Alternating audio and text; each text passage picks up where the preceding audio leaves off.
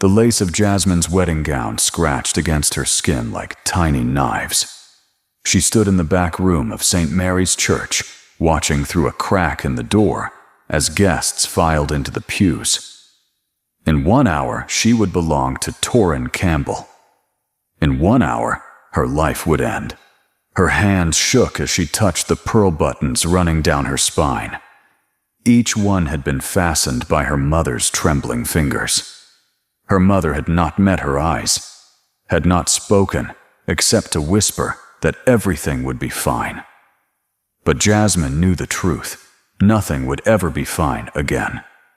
Torrin Campbell was 43 years old, with cold eyes and hands that lingered too long when he touched her arm.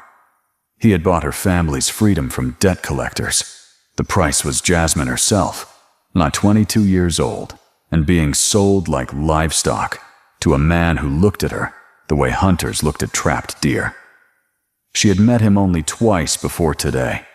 The first time he examined her like merchandise, checking her teeth and her posture, and asking intrusive questions about her health. The second time he cornered her alone in her father's library. He put his hand on her throat, not squeezing, just resting there, heavy and possessive. "You will learn to obey me," he had whispered against her ear. His breath smelled like expensive brandy and something rotten underneath. Good wives live comfortable lives. Disobedient wives learn to fear the dark. Jasmine had not slept in 3 days. Every time she closed her eyes, she saw Torrin's face, felt his hand on her throat, heard his voice promising pain if she did not submit perfectly to his will. So her father had accumulated debts for years, gambling, bad business investments, loans from dangerous men who did not accept excuses. When the collectors came demanding payment, her father had nothing left to offer except his daughter. Torrin had appeared like a vulture circling carrion. He offered to clear every debt, to restore the Anderson name, to save the family from ruin. All he wanted in exchange was Jasmine. Her mother had cried when the arrangement was made, but not enough to stop it. Her father had looked relieved. Her younger brother had simply shrugged and said it was better than losing the house. No one had asked Jasmine what she wanted. No one had cared that she was being traded away to a man who terrified her. A knock on the door made her jump. A servant poked her head inside. "Miss Anderson, it is time. Your father is waiting to walk you down the aisle." Jasmine's father. The man who had gambled away their fortune and then sold his daughter to cover his shame. He would walk her down that aisle, with his head held high, as if he were giving her away in love instead of trading her for his own survival. She followed the servant into the hallway. Her father stood by the church doors dressed in his finest coat. He would not look at her either, just offered his arm stiff and formal like they were strangers. "You look beautiful," he said. But his voice was hollow, empty of any real emotion. The organ music began. The doors opened. Jasmine saw the aisle stretching before her like a path to the gallows. At the end stood Torrin Campbell, smiling like a man who had just won a valuable prize. Her feet moved without her permission. 1 step. 2 steps. The guests turned to watch her approach. She saw pity in some faces, greed in others, curiosity in most. No one looked like they might help her. No one looked like they cared that she was being sacrificed. The white runner beneath her feet seemed to go on forever. Each step brought her closer to Torrin, closer to a life of submission and fear, closer to becoming property instead of a person.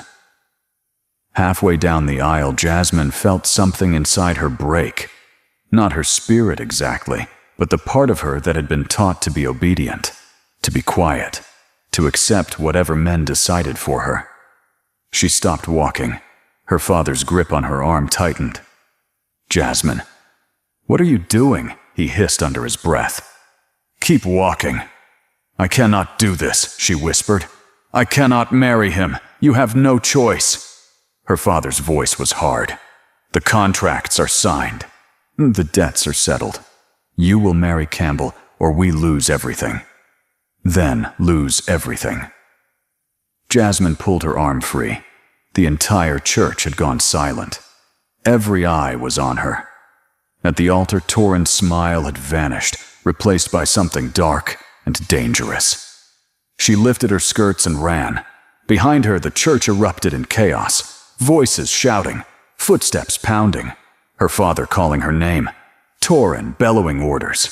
She burst through the side door into the cold London morning and did not look back. The streets were busy with carriages and pedestrians going about their ordinary lives. Jasmine ran blindly, her white gown flashing like a beacon. She had no plan, no destination. She just knew she would rather die in the gutter than become Torin Campbell's wife. People stared as she raced past. A woman in a wedding dress running through the streets was scandalous, shocking, but no one tried to stop her. They just watched with open mouths and whispered to each other about what they were witnessing. She turned down an alley. Her lungs burned, her vision blurred with tears. The satin slippers her mother had insisted on were useless on wet cobblestones. She stumbled and nearly fell. One of the slippers came off completely, and she left it behind. That was when she heard them. Footsteps behind her. Men's voices calling her name. Torin had sent people after her. They would drag her back, force her into that marriage, lock her away somewhere she could never escape. Jasmine turned a corner and froze. The alley ended at a stone wall. No exit. No escape. She spun around looking for another way out. Her heart hammered against her ribs so violently she thought it might burst through. That was when she saw it. At the mouth of the alley sat a black carriage. Not just any carriage. The doors were lacquered black with silver trim that caught the weak morning light. The crest painted on the side showed a wolf's head crowned with thorns. The horses were massive black beasts that stood perfectly still, as if carved from stone. Even Jasmine, who knew little about London nobility, recognized that symbol. The Blackwood crest. Everyone knew about the Duke of Blackwood, Graham Johnston, the scarred monster who had come back from war with a ruined face and a reputation for cruelty that made even the king tread carefully. Mothers used his name to frighten children into obedience. Go to bed, or the Duke of Blackwood will come for you. Men crossed the street to avoid passing his carriage. Whispers followed him everywhere about violence and vengeance, and a coldness that made him more beast than man. The story said he had killed men with his bare hands during the war, that he had returned to London with scars on his face and ice in his veins, that he showed no mercy to anyone who crossed him, that he lived alone in his massive estate because no woman could bear to look at his ruined face. The carriage door stood slightly open, like an invitation, or a trap. Behind Jasmine, the footsteps grew louder. She heard Torin's voice shouting orders. "Find her. Do not let her escape. Bring her back to me now." They were almost upon her. In seconds, they would round the corner and see her trapped against this wall. They would grab her, drag her back, and this time, Torin would make sure she never had another chance to run. She made her choice. Jasmine ran to the carriage and threw herself inside. She yanked the door shut behind her and collapsed onto the floor between the seats. Her heart hammered so violently she thought her ribs might crack. She pressed herself into the smallest space possible, trying to become invisible. Her wedding gown bunched around her like crumpled paper. The interior smelled of expensive tobacco and rain-soaked leather. Rich, masculine, dangerous. She squeezed her eyes shut and tried to control her breathing. Maybe the carriage was empty. Maybe she could hide here until they gave up searching. Maybe this insane gamble would actually work. "You are bleeding on my upholstery." The voice came from the shadows, deep, calm, completely unbothered by finding a woman in a wedding dress hiding in his carriage. Jasmine's eyes snapped open. She looked up and her breath caught in her throat. Graham Johnston sat in the corner seat watching her, with the same mild interest someone might show a stray cat that wandered into their study. He wore all black, expensive tailored clothing that made him look like he was attending a funeral. His dark hair was perfectly styled. His posture was relaxed and controlled. But it was his face that made Jasmine's stomach drop. 3 jagged scars cut across his left cheek, running from temple to jaw like claw marks. They were red and angry, looking like they had never properly healed. They transformed what might have been a handsome face into something frightening. Something marked by violence. His eyes, though. His eyes were what truly terrified her. They were dark and cold and utterly empty of emotion. He looked at her the way a scientist might examine an interesting insect, curious but detached, ready to dissect her if it served his purpose. Jasmine tried to speak, but her voice came out as a broken whisper. "Please." "You are the Anderson girl," Graham said. It was not a question. His voice remained perfectly calm and disinterested. "The one being sold to Campbell today." Jasmine nodded. She could not form words, could not do anything but stare at this man whose reputation was built on fear and whispered warnings. "Does he know you are here?" Graham asked. "No. I just ran. I did not know where else to go." The words tumbled out in a rush. "Please, I am sorry for trespassing, but I had nowhere else. So you chose to hide in the carriage of the most feared man in London." Graham's tone was conversational, almost amused. "Interesting decision." "Please," Jasmine managed. Her voice shook with desperation. "Please do not send me back to him." "Why would I do that?" Graham leaned forward slightly. The movement was casual, but it made Jasmine flinch. "Campbell's business is not my concern." "Then let me go. Just let me leave, and you will never see me again. I promise, I will disappear." "You misunderstand." Graham's voice remained perfectly calm. "I am not keeping you because of Campbell. I am keeping you because you are currently trespassing in my carriage, and I do not make decisions under pressure." Outside, voices erupted. Men shouting, footsteps pounding on cobblestones growing closer with every second. Through the tinted window, Jasmine saw shadows moving, searching, hunting. "Check every carriage." That was Torrin's voice, sharp with fury and something darker. She could not have gone far in that dress. Search everywhere. Jasmine's blood turned to ice. Her entire body began to shake uncontrollably. She looked up at Graham, her eyes pleading for mercy she had no right to expect. But the Duke's expression had not changed. He simply watched her with that same clinical detachment, as if waiting to see what she would do next. As if her terror was mildly interesting but not particularly important. The footsteps grew closer. Closer.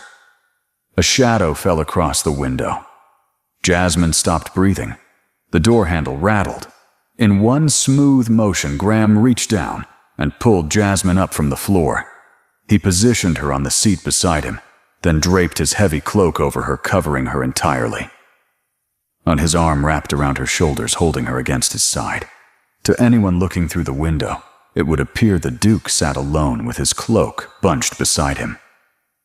"Stay still," Graham murmured so quietly she almost did not hear. "Do not breathe too loudly." The door swung open. Cold air rushed in, bringing with it the smell of the streets and Torrin's expensive cologne. "Your Grace." Torrin's voice dripped with false respect, barely concealing the rage beneath. "Forgive the intrusion. I am searching for someone. A young woman in a wedding dress. Have you seen her?" "I have seen several young women today," Graham replied. His voice was flat and bored, as if this interruption was beneath his notice. "London is full of them. This one is my bride. She's confused. Not well. I need to find her before she hurts herself." How tragic. No, there was no sympathy whatsoever in Graham's words. But as you can see, Campbell, I am alone. And I have an appointment I am already late for. Close the door. If I could just look inside to be certain, close the door. The temperature in the carriage seemed to drop 10 degrees. Graham had not raised his voice, had not moved, but something in those 3 words made even Jasmine's heart stutter with fear. There was a long pause.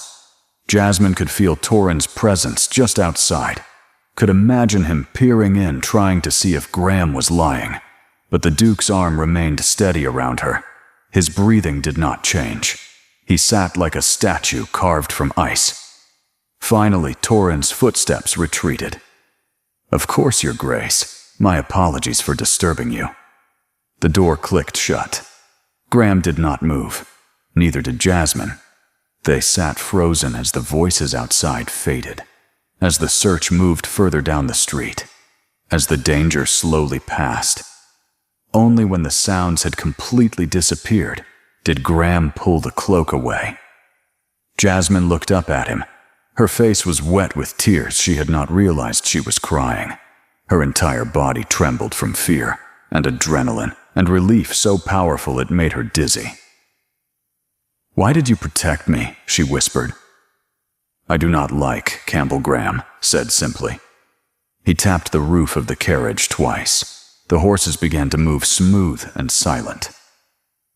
"And I don't like men who hunt women through the streets like animals." "Where are we going?" Jasmine asked. Her voice still shook from what had just happened. "Blackwood Hall," Graham said without looking at her. His eyes remained fixed on something outside the window. "But I cannot." Jasmine's mind raced, trying to understand what was happening. "I have nowhere to go. No money. My family will disown me for running. Torren will tell everyone I am mad. He will ruin what is left of my reputation. Then, it is fortunate you are no longer their concern." Graham finally looked at her fully. His scarred face was impossible to read. "You are mine now." The words hung in the air between them. They should have terrified her. They sounded like ownership, like she had simply traded one master for another, like jumping from the frying pan directly into the fire. But there was something in the way he said it, something matter-of-fact and strangely gentle that felt completely different from Torren's possessive threats. Graham was not claiming her like property. He was stating a fact, offering protection. Graham pulled a white handkerchief from his pocket and handed it to her. "You are still bleeding." Jasmine looked down at her hands. They were scraped raw from her desperate dive into the carriage. Small cuts wept blood onto her torn white gloves. She had not even noticed the pain until now. "Thank you," she whispered. She took the handkerchief with trembling fingers and pressed it against her palms. Graham said nothing more. He simply turned back to the window and watched London pass by. The silence between them was heavy, but not uncomfortable. It felt almost peaceful after the chaos of her escape. Jasmine studied him when she thought he was not looking. The scars on his face were worse than the rumors suggested. 3 deep lines cutting from temple to jaw. They looked painful even now. She wondered what had caused them, who had hurt him so badly. But beneath the scars, she could see the shape of his face. Strong jawline, high cheekbones. He would have been handsome once. Maybe he still was if you could see past the marks of violence. His hands rested calmly on his knees. No rings, no jewelry. Just strong, capable hands that had pulled her to safety without hesitation. "Why were you parked outside the church?" she asked suddenly. The question had been burning in her mind since the moment she dove into his carriage. Graham's eyes flicked to her. A muscle in his jaw tightened. "I had business nearby." "That is not an answer." "No, it is not." He turned to face her fully. "But it is all you will get for now." The carriage began to slow. Jasmine looked out the window and felt her breath catch. Massive iron gates loomed before them bearing the Blackwood crest. Beyond them stretched an estate that looked like something from a dark fairy tale. Blackwood Hall rose from the landscape like a fortress. Gray stone walls, tall towers at each corner, narrow windows that stared down like watching eyes. It was beautiful in a haunting, austere way. The kind of place where secrets lived in every shadow. The gates swung open and they passed through. The drive was lined with ancient trees, their bare branches reaching toward the gray sky. Everything about this place whispered of power and isolation. When the carriage finally stopped at the entrance, Jasmine realized her feet were bare and bloody. Somewhere during her mad flight through London, she had lost both slippers. "I cannot walk," she said quietly, looking down at her ruined feet. "No, you cannot." Graham stepped out of the carriage first, then turned back. Without warning, he swept her up into his arms. Jasmine gasped and instinctively grabbed his coat. "Your Grace, I can manage. Not on those feet." His voice was firm but not harsh. He carried her up the stone steps as if she weighed nothing at all. Servants appeared the moment they entered. A severe-looking woman in a black dress took one look at Jasmine, and her expression softened into something almost motherly. Mrs. Thornton, Graham said, "Prepare the East Wing guest suite immediately. Have a bath drawn, clean clothes laid out. Send for Dr. Morrison to tend to her hands and feet. At once, Your Grace." The woman's sharp eyes swept over Jasmine, taking in every detail. "Will the young lady be staying long?" "Indefinitely." The single word fell like a stone. Mrs. Thornton did not question it. She simply curtsied and began snapping orders to servants who materialized from the shadows. Graham carried Jasmine into a massive entrance hall. Marble floors gleamed under her. A grand staircase swept upward. Portraits of stern ancestors lined the walls, watching the scene below with painted eyes. He set her down gently in a chair near an enormous fireplace. Jasmine sank into the soft cushions, her body suddenly exhausted beyond measure. "Wait," Jasmine said as Graham turned to leave. "I do not understand any of this. Why are you helping me? What do you want from me? There must be something." Graham paused. He stood with his back to her for a long moment. When he finally spoke, his voice was quiet, almost sad. "I want you to rest, to heal, to remember what it feels like to be safe." He glanced back at her over his shoulder. His scarred face was half hidden in shadow. "We will discuss everything else tomorrow. For now, you need to recover from your escape." But Torrin Jasmine started. "Torrin Campbell is no longer your concern." Something dark and dangerous flickered in Graham's eyes. "He is mine, and I have been waiting a very long time to settle accounts with him." Before Jasmine could ask what that meant, Graham was gone. His footsteps echoed down the long corridor, leaving her alone in this strange, beautiful house. Mrs. Thornton returned with 3 young maids. They helped Jasmine stand and led her through a maze of hallways. Everything was grand and intimidating. High ceilings, rich carpets, paintings and sculptures that probably cost more than her family's entire estate. The East Wing suite took her breath away. Walls covered in emerald silk, a massive canopy bed draped in velvet, windows overlooking dark gardens that stretched toward distant woods, a fire already crackling in the marble fireplace. The maids worked quickly and efficiently. They helped her out of the ruined wedding dress and into a copper tub filled with steaming water that smelled of lavender. They washed her hair with gentle hands, cleaned her cuts, wrapped her feet in soft white bandages.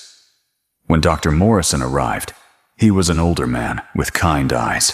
He examined her thoroughly and declared that everything would heal perfectly with rest. "You were very lucky, young lady," he said, as he finished bandaging her hands. "These could have been much worse." Jasmine did not feel lucky. She felt exhausted and confused, and strangely safe all at the same time. By the time the maids dressed her in a soft nightgown and helped her into the enormous bed, She could barely keep her eyes open. The pillows were like clouds. The blankets were warm and heavy. "Rest now," Mrs. Thornton said gently. She pulled the curtains closed, blocking out the gray afternoon light. "You are safe here. His Grace has given strict orders that no one is to disturb you."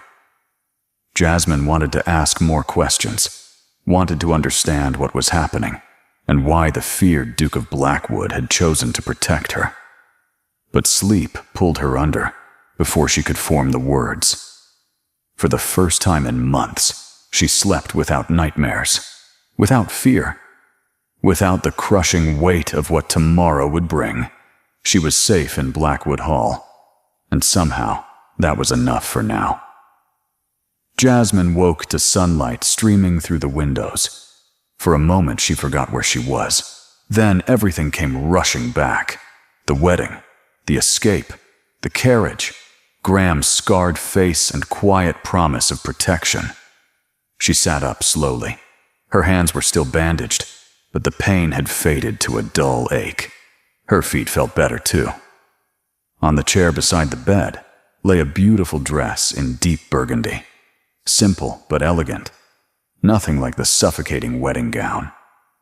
A soft knock came at the door. "Come in," Jasmine called. A young maid entered carrying a breakfast tray. "Good morning, miss.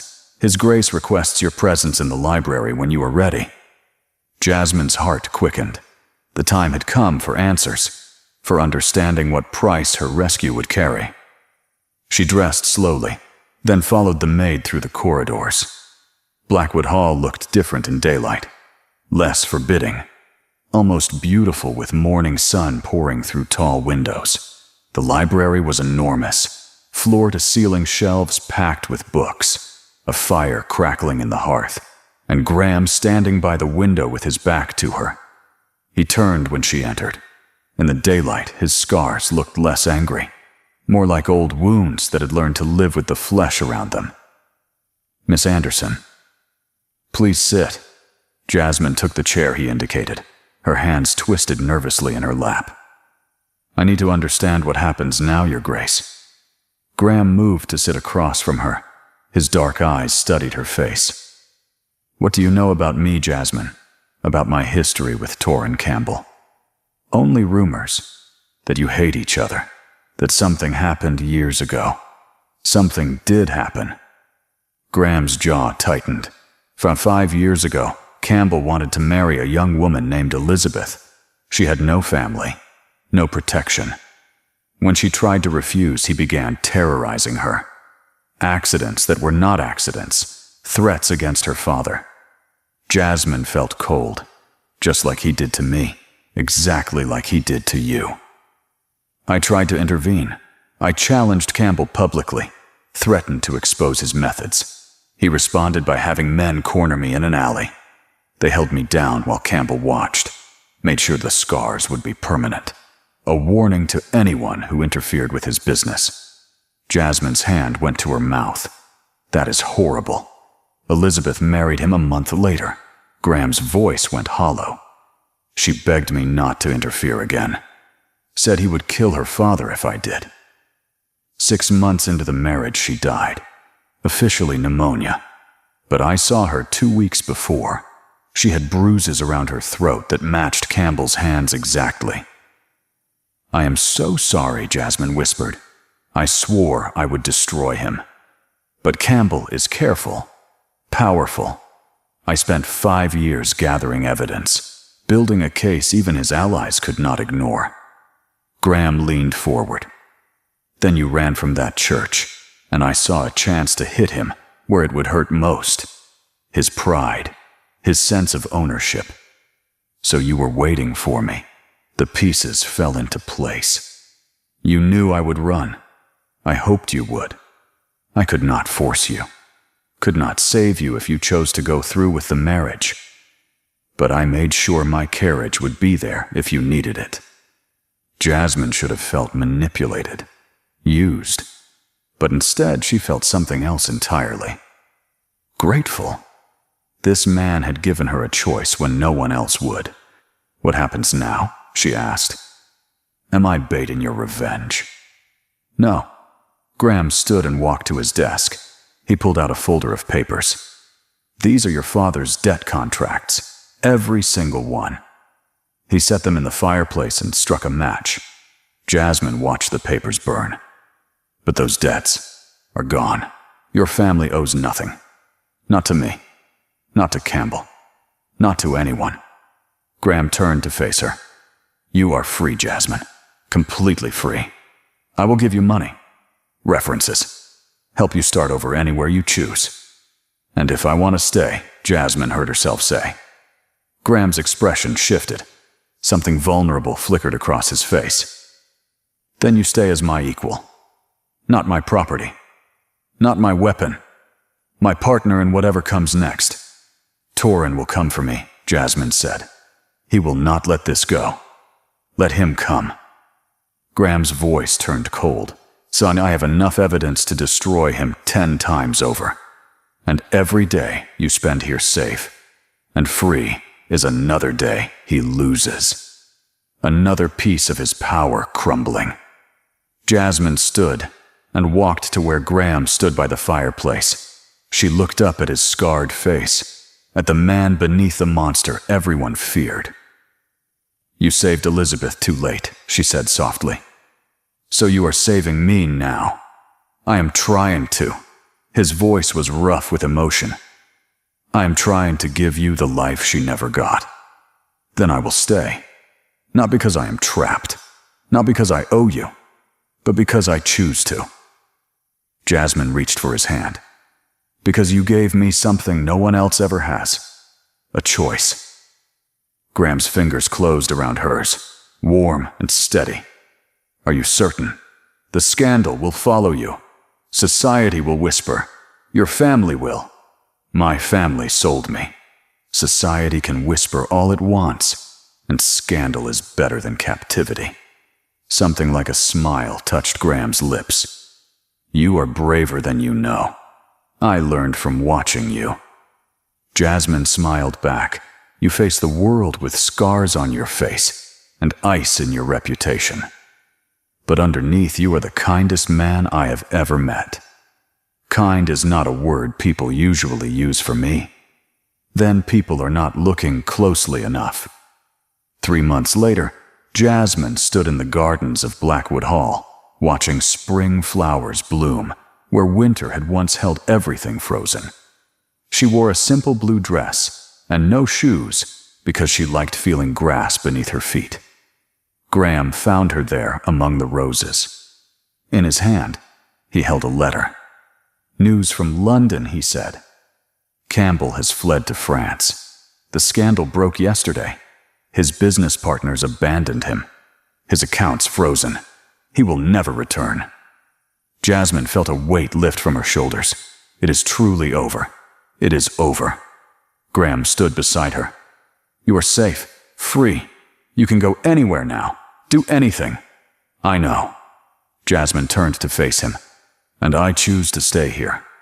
With you. If you will have me.